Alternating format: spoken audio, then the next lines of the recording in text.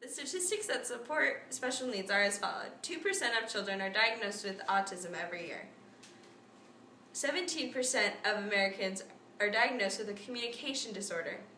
And 25% of Americans are disabled. Hebrews 10:14, for by a single offering he has perfected for all time those who are being sanctified. Galatians 6:2, carry each other's burdens, and in this way you will fulfill the law of Christ. When providing pastoral care to those that are dealing with the special needs crisis, it is important to maintain these things: affirmation, routine, inclusion, and language, as well as transforming the culture around them. In affirming the pastoral care towards those with special needs, it is interesting to know that through their search of identity, many children with special needs are caught in a web that classifies them in a subcategory, separate from their peers. It is essential that we affirm both that they are God's children and that they are one of our family.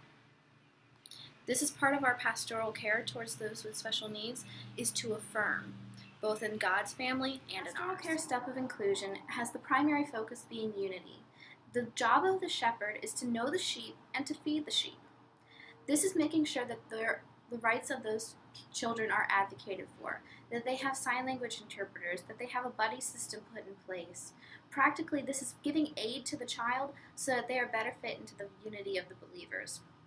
This is making sure that service animals are available to be in the church, making sure that maybe if they have a wheelchair that they are able to sit in the outside aisles, even creating Braille for a service menu or having a sign language during worship. This is making sure that all the needs are addressed and the community is backing all efforts is very essential in this process, which will be done later through language and transforming culture. Routine becomes essential in the ministerial care towards children with special needs. This is done through consistency as well as what they are able to expect. Such routines could be praying before snacks, listening to scripture before playing, craft time to enforce the lesson, and a clear time for the parents to pick up their children. This will all create an expected result as well as an expected routine for the child, giving them a place that is safe and secure. Towards special needs is language. Even though our actions will generally speak louder than our words, it is important to know that our words have the power to build up or to tear down. By making language a priority in the pastoral care towards special needs children and their families, it is shaping our culture. Transforming culture is the final practical step of ministerial care to special needs children and their families.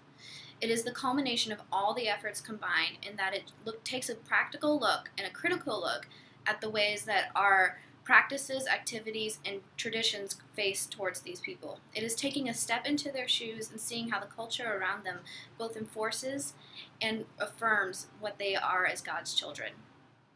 So for this step, it is the minister's duty to critically look as well as to critically shape the culture around the church. This is done through giving aid, encouraging helpful talk.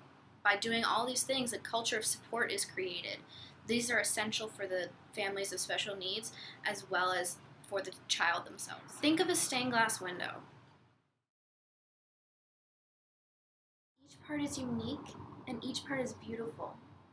Also, without the picture being complete with each part, the picture's not going to look the same. This is the way we ought to look at God's children, and especially with those with special needs. They each represent a part of the stained glass window and a part of our church family.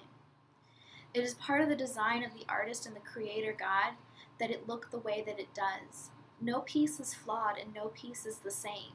They all come together to make one beautiful masterpiece and a part of God's church.